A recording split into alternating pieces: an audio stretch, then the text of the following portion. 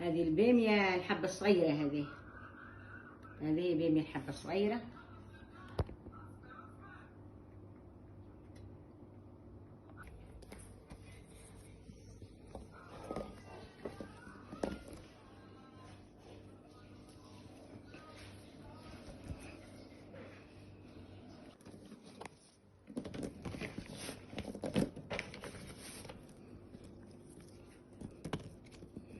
هذه البامية، طبعا البامية ملزمة لازم كيف العقد.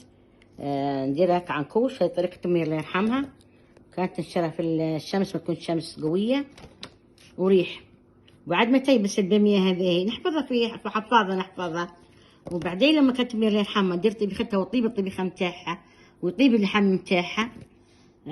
تنزل عليها مية مغلية وتنزل عليها نص ساعة ساعة لين تسترطب البامية، لين ترطب البامية، وبعدين تنزلها في الطبيخة متاعها. هذا العنكوش متاع البامية طريقة أمي الله يرحمها.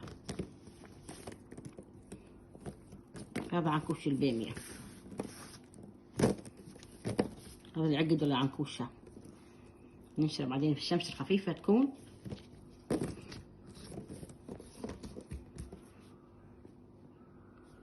مش عارفة عاد باين ولا مش باين وصلتكم الفكرة. لازم تعقد وننشر في الشمس مش قوية. الشمس تكون شمس مش قوية